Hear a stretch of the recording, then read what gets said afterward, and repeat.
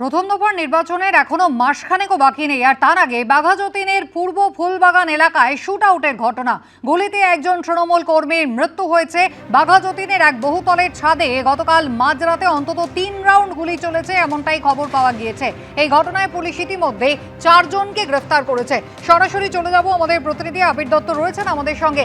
আবির, এই ঘটনায় ইতিমধ্যেই দুজনের মধ্যে একটা গন্ডগোল, টাকা পয়সা নিয়ে একটা সমস্যা, ইতিমধ্যেই বেশ কিছু তথ্য সামনে এসেছে, কিন্তু মূলত কারণটা কি? কতদিন ধরে এই এলাকায় এরা নিজেদের এই দাপট চালিয়ে যাচ্ছিল? কি খবর পাচ্ছ? পুলিশের তদন্তই বা কতটা এগোলো? দেখো, যেটা জানা যাচ্ছে যে একটি সাতটা ঠেক রয়েছে গড়িয়া অঞ্চলে, সেখানেই কিন্তু এদের গণ্ডগোলের সূত্রপাত, এবং সেখান থেকে হুমকি পাল্টা হুমকিও চলে। এবং এই যে হুমকি চলে, সেখানে খুন করে দেওয়ার জন্য 10 দিন সময়ের মধ্যে খুন করে দেওয়ার মতন হুমকি এমনও দেওয়া হয়েছে জানা যাচ্ছে। কিন্তু এই যে হুমকি দেওয়া হয়েছিল রাহুলদের, যার মৃত্যু হয়েছে, তাকে কেন এইভাবে খুন করা হলো? তার কারণ হচ্ছে তার সঙ্গে যারা রয়েছে তাদের মধ্যে অনেকেই যারা গড়িয়া অঞ্চলের বাসিন্দা, তাদের সঙ্গে এই যে জিৎ মুখোপাধ্যায়, যিনি আহত অবস্থায় যাকে হাসপাতালে ভর্তি করা হয়েছে, তাদের মধ্যে একটা গণ্ডগোল বা একটা সমস্যা ছিলই। টাকা পয়সার লেনদেন নিয়ে এই সাতটার থেকে সেই গণ্ডগোলের সূত্রপাত, এমনটা প্রাথমিক তদন্তে উঠে আসলেও এলাকার বাসিন্দারা কিন্তু বলছেন অন্য কথা। তাদের বক্তব্য হচ্ছে যে দিনের পর দিন বাইরে থেকে বহিরাগতরা আসে, এলাকায় দাপট দেখিয়ে চলে, তাদের হাতে আর্মস থাকে। এমনকি এই দুজনের ক্ষেত্রেই কিন্তু পুলিশের একাধিক অভিযোগ তাদের বিরুদ্ধে ছিল।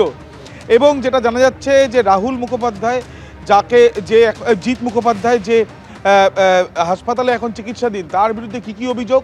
তার বিরুদ্ধে অভিযোগ হচ্ছে তোলাবাজির, অভিযোগ পেট্রোল পাম্পে গিয়ে হামলা করার, অভিযোগ হচ্ছে ভোটের সময় বিরোধী দল বিশেষ করে সিপিআইএমের এজেন্টদের মেরে মারধর করা, এবং তার সাথে সাথে তার বিরুদ্ধে এটাও অভিযোগ রয়েছে যে সিলতানি থেকে আরম্ভ করে আর্মসের একাধিকবার সে গ্রেপ্তারও হয়, কিন্তু তারপরও তার দাপট কমেনি। কেন? এলাকার বাসিন্দাদের বক্তব্য যে স্থানীয় কিছু দাদা, কিছু নেতা, তাদের হাত তার মাথার উপরে রয়েছে, এবং সেই জন্যই এই দাপট সে চালিয়ে যাচ্ছে। একেবারে এই ঘটনা একটু বিরত করি, আবারও ফিরবো।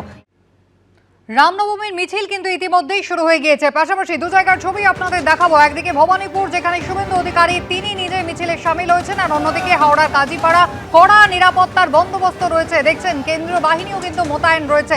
একেবারে রাজ্যের পক্ষ থেকে গতকালই জরুরি ভিত্তিতে একাধিক বৈঠক করা হয়েছে নবান্নের পক্ষ থেকে, এবং প্রয়োজনে তারা বাহিনীও ব্যবহার করবে নিরাপত্তা সুরক্ষিত করতে। একদিকে ভবানীপুরের ছবি দেখছেন এবং অন্যদিকে কাজীপাড়া হাওড়ার ছবি দেখছেন। ভবানীপুরের বিজেপি প্রার্থী শুভেন্দু অধিকারী তিনি রামনবমীর মিছিলে সামিল হয়েছেন। সৌমিত্র রায় আমাদের প্রতিনিধি এই মুহূর্তে সরাসরি রয়েছেন হাওড়া থেকে আমাদের সঙ্গে। অঞ্জনীপুত্র সেনার উদ্যোগে হাওড়া ময়দান পর্যন্ত মিছিল শুরু হয়েছে কি সৌমিত্র? কুসুমিতা, দেখো ইতিমধ্যেই মিছিল শুরু হয়ে গেছে। হাওড়ার কাজীপাড়া মোড় থেকে এই মিছিল শুরু হয়েছে। তোমাকে সরাসরি সেই মিছিলের ছবিটা দেখাবো। আমার ক্যামেরা পার্সন তরুণ বিশ্বাস সেই ছবি দেখাচ্ছে। দেখো, এই মিছিল শুরু হয়েছে হাওড়া কাজীপাড়া থেকে, এবং মিছিল শেষ হবে হাওড়া ময়দানে গিয়ে। আদালতের নির্দেশ ছিল যে মিছিল শুরু করতে হবে সকাল 8টা থেকে, এবং মিছিল শেষ করতে হবে দুপুর 1টার মধ্যে। এই সকাল 8টা থেকে দুপুর 1টা এই সময়সীমার মধ্যেই এই মিছিল শেষ করতে হবে। আমরা দেখতে পাচ্ছি যে অঞ্জনীপুত্র সেনার উদ্যোগে এই মিছিল হাওড়া কাজীপাড়া থেকে শুরু হয়েছে। অনেক বছর ধরেই এই রামনবমীর দিন এই শোভাযাত্রা হয় হাওড়া কাজীপাড়া থেকে। শুধুমাত্র হাওড়া এলাকাতে এই মিছিলটাই নয় কুসুমিতা, এরপর দুপুর 3টে থেকে বিই কলেজের সামনে থেকে আরও একটি মিছিল শুরু হওয়ার কথা রয়েছে। এই যে মিছিল তুমি দেখতে পাচ্ছ হাওড়া কাজীপাড়া থেকে শুরু হয়েছে, এই মিছিল জিটি রোড দিয়ে সোজা পিএম বস্তি, অলোকা সিনেমা, মল্লিক ফটক হয়ে একেবারে শেষ হবে হাওড়া ময়দানের সামনে। বছর 3 আগে এই হাওড়াতে রামনবমীর মিছিল উপলক্ষে মিছিলকে ঘিরে একটি অশান্তির পরিবেশ তৈরি হয়েছিল, সংঘর্ষ হয়েছিল। সেই কারণে আমরা দেখতে পাচ্ছি যে এই বছর পুলিশ প্রশাসন একেবারে কড়া নিরাপত্তায় মুড়ে ফেলা হয়েছে এই হাওড়া কাজীপাড়া এলাকা, এবং যে রুট দিয়ে মিছিল এগিয়ে যাচ্ছে হাওড়া ময়দানের দিকে, সেখানে বলা যায় যে হাওড়া সিটি পুলিশের তরফে প্রচুর পুলিশ এখানে মোতায়েন রয়েছে।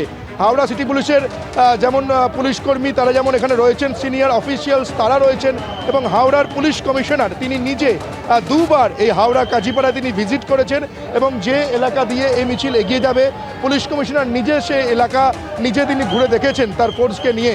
এবং হাওড়া সিটি পুলিশ যেমন সতর্ক, প্রশাসন যেমন সতর্ক, তার পাশাপাশি আমরা দেখতে পেয়েছি যে কেন্দ্রীয় বাহিনীও হাজির রয়েছে এই মিছিলকে। অর্থাৎ তুমি বুঝতেই পারছো এই মিছিলে যাতে কোনো রকম অপ্রীতিকর কোনো রকম অশান্তিমূলক ঘটনা না ঘটে সেই কারণে সতর্ক একেবারে পুলিশ প্রশাসন। এবং গতকাল আদালত নির্দেশ দিয়েছে যে দুপুর 1টার মধ্যেই মিছিল যেমন শেষ করতে হবে, তেমনই এই মিছিলে কোনো ধাতুর তৈরি অস্ত্র ব্যবহার করা যাবে না, ডিজে ব্যবহার করা যাবে না। আমরা এখনো পর্যন্ত যে ছবি দেখতে পাচ্ছি, আমার ক্যামেরা পার্সন তরুণ তোমাকে যে ছবি দেখাচ্ছে, দেখো কোনো রকম অস্ত্রের ব্যবহার, অস্ত্র নিয়ে মিছিল করতে আমরা দেখতে পাইনি, বা কোনো রকম ডিজের ব্যবহার এখনো পর্যন্ত আমরা মিছিল দেখতে পাইনি। আদালতের নির্দেশ যাতে পুরোপুরিভাবে মান্য করা হয় সেদিকেই সদা নজর রয়েছে পুলিশ প্রশাসনের। এবং আমরা মিছিলের সামনের দিকে দেখতে পাচ্ছি যে একাধিক সাধু তারা এই মিছিলে পায়ে পা মিলিয়েছেন এবং বিভিন্ন বয়সের মানুষজন তারা এই মিছিলে রামনবমীর শোভাযাত্রা হাওড়া কাজীপাড়া থেকে হাওড়া ময়দানের দিকে এগিয়ে যাচ্ছে। একেবারে সৌমিত্র, তুমি আমাদের ছবি দেখাতে থাকো। এবিপি আনন্দ, এগিয়ে থাকে, এগিয়ে রাখে।